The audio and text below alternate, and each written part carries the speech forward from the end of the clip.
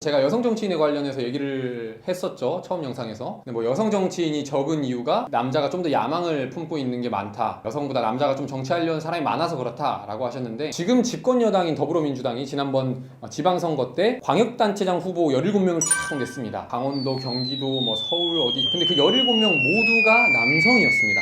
지금 니들이 말하는 거는 비례대표잖아. 비례대표는 선거법상 50% 이상을 무조건 여자로 채워야 돼요. 법이 그래요, 법이. 그래서 여기선 여성들이 많은 게 맞아. 니들 말이 맞아. 근데 비례대표가 전체 의석수 중에 몇 석이지? 6분의 1밖에 안 돼. 알겠지? 비례대표가 다 여성이다 라는 것은 여성 차별이 없다 라는 것에 근거가 되지는 못해요. 뭔 말인지 아셨죠? 좀 더 대표성을 가진 여성들이 많이 있어야 그게 차별이 없어지는 거예요. 물론 당장 준비가 안 된 여성 정치인을 그냥 아무 때나 갖다가 앉힐 순 없지. 그거를 강제할 순 없지만 우리가 그것을 지향할 수는 있다는 거야. 여성 정치인을 늘리자. 그래야 여성에 의한, 여성을 위한 정책이 나올 것이다. 당연한 능력 있는 여성 정치인은 굉장히 많습니다. 단지 정당이 그걸 외면할 뿐이에요. 그냥 우리한테는 정치라는 것은 항상 남성이 디폴트였던 거야. 자, 100번 양보해서 여성 정치인들이 그래 진짜 능력이 없다고 치자. 그럼 그 배경을 살펴본 사람 누가 있어? 여성 정치인들이 그동안 정치권에서 외면받아왔던 역사적인 맥락을 살펴본 애가 누가 있냐고. 아무도 이 얘기는 안 해. 이런 문화적인 역사적인 배경이 있기 때문에 여성이 그동안 정치로부터 좀 뒤쳐져 있었던 거고, 여성들이 능력이 떨어져서가 아니라고. 니네가 지금 보고 있는 거는 그냥 눈앞에 놓인 현상이고, 지금 여자들이 정치에 참여를 많이 안 하고 있기 때문에 여성들이 원래 그렇다라고 단정 짓고 있는 거고, 거기에 대한 근거는 없잖아. 똑같아요. 인구의 절반이 남성이고 인구의 절반이 여성이고, 그 안에는 다양한 소수자들이 있잖아요. 뭐 장애인, 청소년, 성소수자, 이런 다양성을 가진 소수자들이 있기 때문에 더 다양한 국회의원이 나와야 되고, 그들이 우리를 대표해야 되고.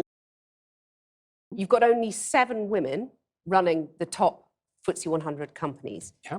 So it seems to a lot of women that they're still being dominated and excluded, to quote your words back to you. It does seem that way, but multivariate analysis of the pay gap indicate that it doesn't exist. But that's So just you not do, true, you- is it? That's I mean, that absolutely 9% pay gap, that's a gap between median hourly earnings Yeah. between men and women. But there's That multiple, exists. yeah, but there's multiple reasons for that. One of them is gender, but it's not the only reason. Like if you're a social scientist worth your salt, you never do a univariate analysis.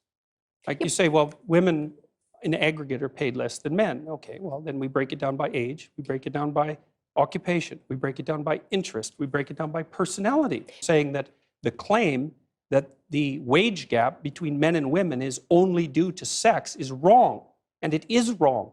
There's no doubt about that. The multivariate analysis have been done. Is gender equality a myth? I don't know what you mean by the question. Men and women aren't the same, and they won't be the same. That doesn't mean they can't be treated fairly. Is gender equality desirable? If it means equality of outcome, then almost certainly it's undesirable. That's already been demonstrated in Scandinavia. Because in What do Scandinavia, you mean by that? Equality of outcome is undesirable. well, men and women won't sort themselves into the same categories if you leave them alone to do it of their own accord. I've already seen that in Scandinavia. It's 20 to 1 So- female nurses to male, something like that. It might not be quite that extreme, and approximately the same male engineers to female engineers. And that's a consequence of the free choice of men and women in the societies that have gone farther than any other societies to make gender equality the purpose of the law. Those are ineradicable differences. You can eradicate them with tremendous social pressure and tyranny, but if you leave men and women to make their own choices, you will not get equal outcomes. So, this whole patriarchy thing, I think you have no idea how pernicious and dangerous it is. Well, no, I don't. Men I and really don't. women Go on. throughout history have fundamentally cooperated to push back against the absolute catastrophe of existence. A terrible death rate, the probability of chronic starvation, early death, disease, the difficulty of raising children with all the death that was associated with that. And to look backwards in time and say, well, basically what happened was men took the upper hand and persecuted women in this tyrannical patriarchy. It's absolutely dreadful misreading of history. It's a terrible thing to teach young women, and it's a horrible thing to inflict upon men. And I've also seen you saying, well, you believe in equality of opportunity, but not equality of outcome. Maybe It women. isn't only that I don't believe in equality of outcome. I think it's an unbelievably pathological wish and doctrine. Right, and it's but very okay. dangerous. History has demonstrated exactly how dangerous it is. Equality of opportunity is something that anyone with any sense would support, but equality of outcome, it's So what's your problem with there not being being? beyond belief to support equality of outcome? The doctrines that I'm opposed to are predicated on, well, one assumption they're predicated on, it's probably the primary assumption, is that the best way to view history is as the domination of a tyrannical male patriarchy, and that's true also particularly of the West, which is a doctrine I find absolutely unpalatable and historically absurd, biologically ridiculous. What if the patriarchy is fundamentally composed of women? Is it still a patriarchy? No, that would be a matriarchy. Would it? So let's say we take a patriarchal structure, like Yeah. the medical profession, and we fill it primarily with women.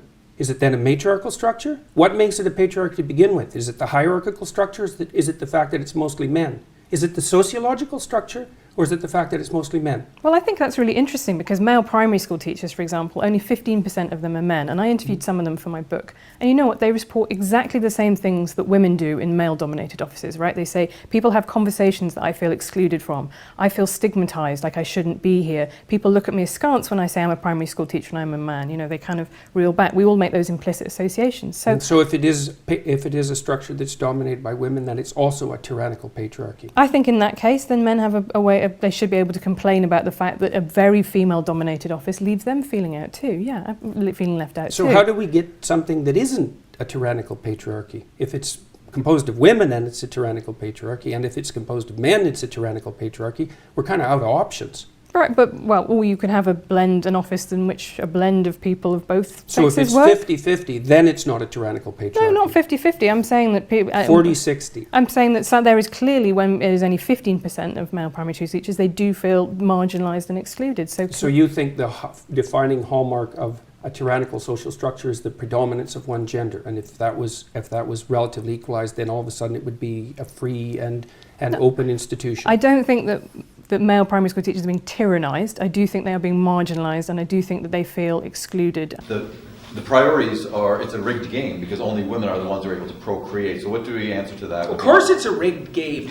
Obviously it's a rigged game. Women have complicated lives, and men are much more likely to be killed in dangerous jobs. They do almost all the dangerous jobs. They do almost all the outside work. And there's lots of reasons that men get paid more than women that have nothing to do with prejudice. It's because they take awful, horrible jobs, like working in the oil rigs in northern Alberta when it's bloody 40 below, and come out of that after 5 years with 2 or 3 fingers missing and all warped up. Because you really want to wrestle pipe when it's 40 below and it's filthy with a bunch of ordinary men who are hungover beyond belief. It's like, that's not very entertaining.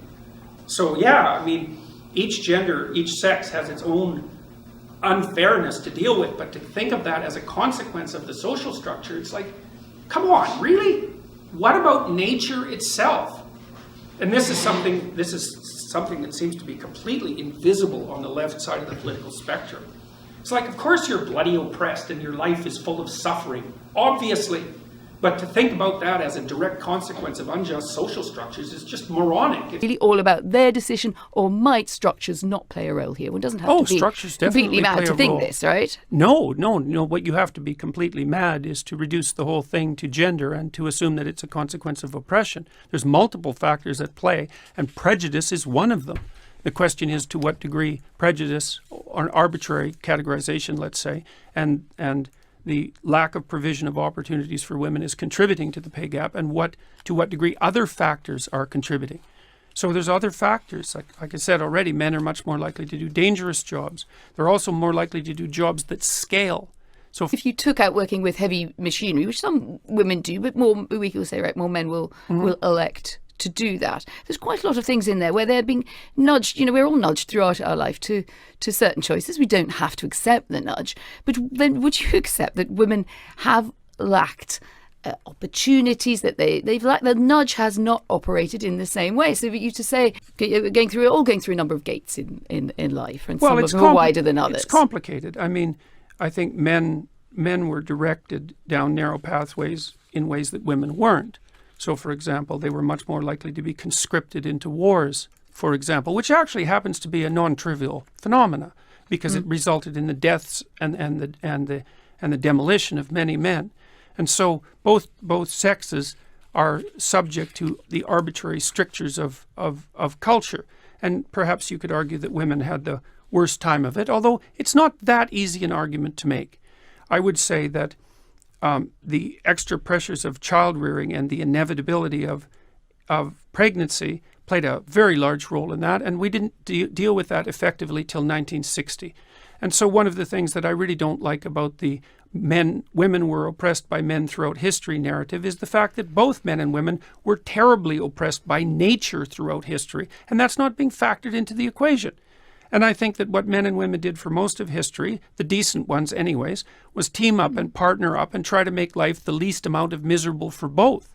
And yet we read this narrative backwards and we say, well, the reason that men and women weren't operating equally in the socio-cultural landscape was because men were oppressing them. It's like, sorry, no.